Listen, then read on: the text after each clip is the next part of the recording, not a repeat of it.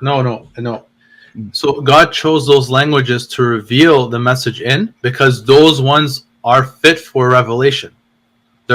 Greek is not fit for revelation. English is not fit for revelation. This idea that a certain language isn't fit for God's revelation, this idea, is this a human understanding, or is this an understanding that comes from God? And if so, where did you obtain this revelation that only a certain language is fit for God's revelation while others are not? The way I stated it is heavily interpreted by my understanding. Oh, But okay. but do I have enough support in the Quran to basically say the language is very important? Yes. So would I be correct in thinking that this is a Quranic understanding of? Well, I mean, it's found in the Quran, so like you can easily say that's a Quranic understanding.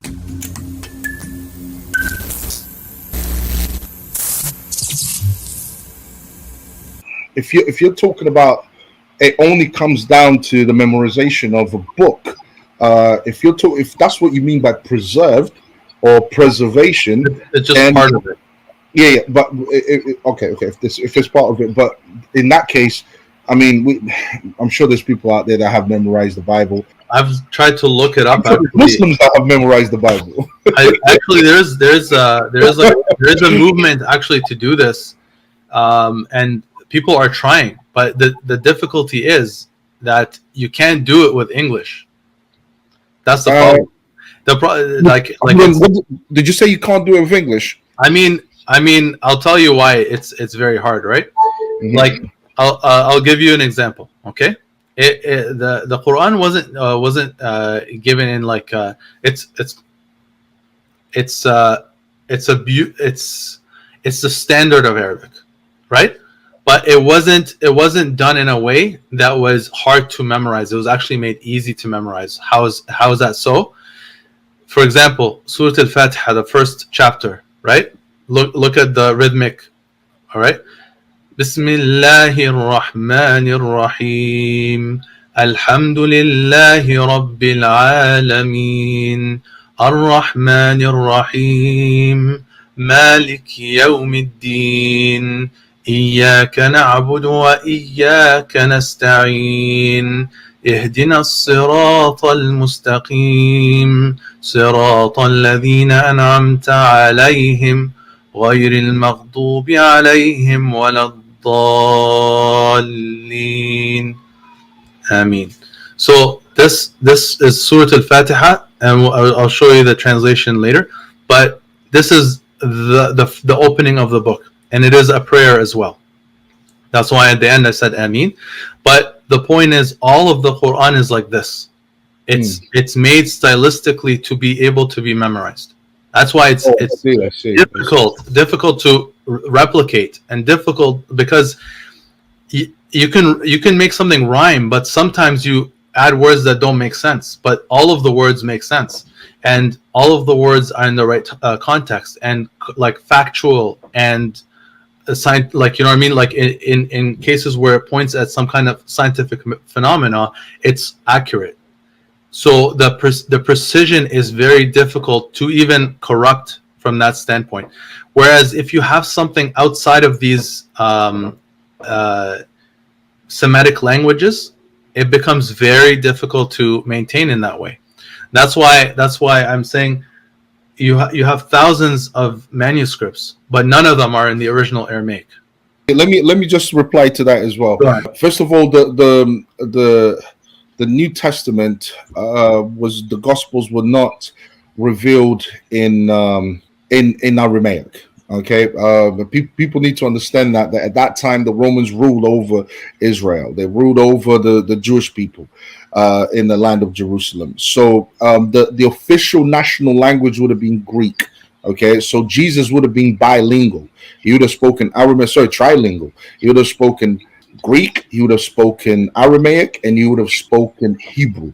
So these are the languages, because just like today, I speak Portuguese, Spanish, English. The official language would have been Greek. So I don't like saying it was revealed. I'll tell you. Like, according to the Bible, who was Jesus sent to? What do you mean? Who was Jesus sent to? He was sent to the people of Israel. Exactly, and the people of Israel would have spoken Hebrew. Hebrew. Right? Mhm. So if anything, it would have been either Hebrew or Aramaic, and the official language that he would belong to, forget the colonizers, because his face wasn't looking at the colonizers. The Gentiles were not his concern, right? So if he's sending a message to a people, it should be in the language that would be hitting home for them. It wouldn't be in the colonizers' language. In like in all honesty, like this is what we also learn from the Quran, that Allah subhanahu wa ta'ala says, like وَمَا أَرْسَلْنَا مِن رَسُولٍ إِلَّا بِلِسَانِ قَوْمِهِ, like we did not send a messenger except in the tongue of his people, and his people in this case would have been the Israelites. Okay. The reason why I disagree with that is we know Jesus would have been bilingual because we've got examples of Jesus talking to Roman soldiers. We've got Jesus talking to Pilate. We've got Jesus talking to what the apostles, what his followers that came afterwards. Those were the people that wrote things down, and they thought best to write things down in the language that most people would have been accustomed to, which would have been Greek. The Greek language would have been the language spoken all throughout that landmass. So they thought it would have been best to do so. So to us, it's what the religion preaches that's more important, or what Jesus said that's more important, rather than necessarily the language itself. We don't think. I mean, just look at Septuagint, for example. It was translated into Greek 300 years before Christ. So, I mean, to us, it's not. To us as Christians, it's not an issue, and I don't think God necessarily has an issue when it comes to the language. What matters is that the revelation is given, is passed on. But Jesus never wrote anything, nothing in Aramaic, nothing in Hebrew, nothing at all. It was his followers that wrote everything down, and they wrote it in ancient Greek. And I know we need to like move on. Yeah, move on. Yeah. What's the next? Yeah, do you know what we need to do next, Brother Khalid? What we need to do next, we need to focus on one topic. Yeah. We kind of underestimate the breadth, and Yeah. But, let me like wrap up my thought, I guess, and you can comment on it if you want. But imagine like for us, we understand the value of language because it's not only the key to preservation, but it's like a code. Like if you work with and I'm not a coder, but I know that like computer coding, you have to learn the language. If you come in, you switch something, the entire page isn't going to load right, or the whatever you're coding won't you know what I mean? And you need the code in order to be able to like work with it. So for us, language has been mentioned several times, and the reason why Arabic was chosen for this last revelation is for the whole purpose of preservation. Of course, I mean, it's to the people that needed it in that time, but with God's wisdom, the Arabic language was chosen because of preservation, because it's very hard to corrupt, like I was saying, and we can get into that like another day. But you wouldn't be able to insert something in it and then have the listener accept it. As soon as they hear, it's gonna like, it's kind of like hearing like something beautiful. All of a sudden you hear bam, like there's an interruption. There's something wrong. Are you saying? I just want to be clear. One quick question. While you finish your thought, are you saying that God cannot transmit His revelation through another language? No, I'm not saying. See, the whole cannot speech. No, it's not that. It's, will the people try to corrupt it, and how do you safeguard it? The people will try to corrupt any message, and has there been attempts to corrupt Islam? Of course, right? There's always people trying to like make something else that like, oh, pass this off as a Quran, or put this in, or do all that kind of stuff.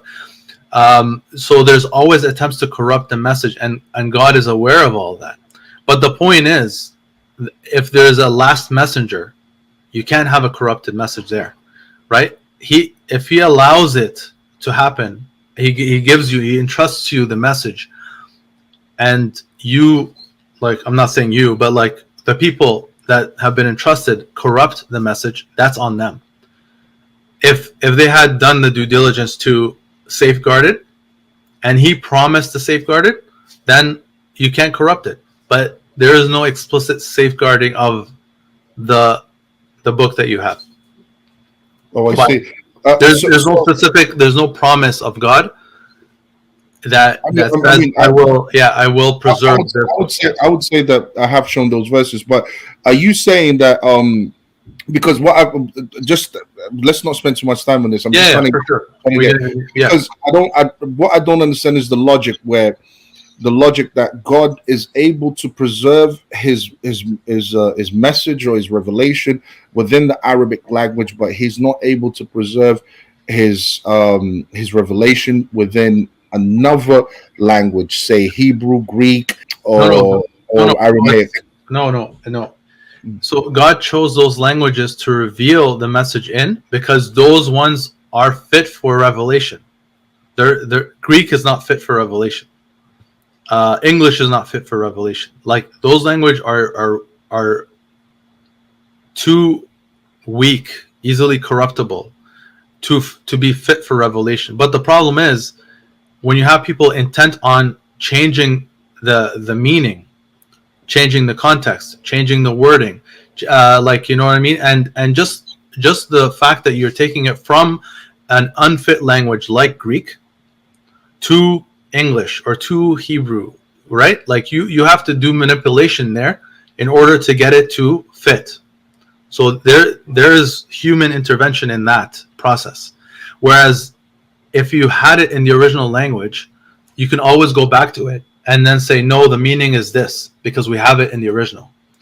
But in this case, what I'm saying is that it was never meant to be revealed in Greek, and that's why the manuscripts you have in Greek, I wouldn't say those are original. Like, those are not original. They're other translations, right? Like, yeah.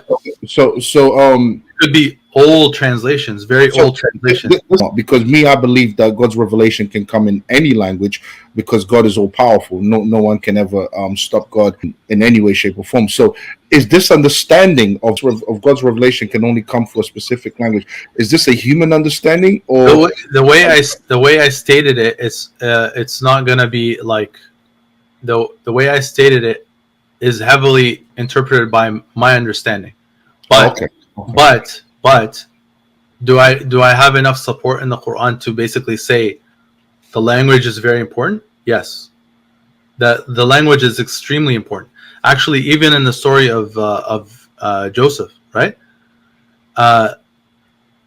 It's the very beginning. It's Allah Subhanahu wa Taala saying that we are revealing this Quran in Arabic, right, so that they would understand. So it's actually that, like, he's saying the language is directly related to the understanding, because the precision that's involved in it. So would I be correct in thinking that this is a Quranic understanding of? I mean, it's found in the Quran, so like you can easily say that's a Quranic understanding. But does it hold weight? Yeah, I think it does. Any linguist, I think, would tell you, like, depending on the language, you can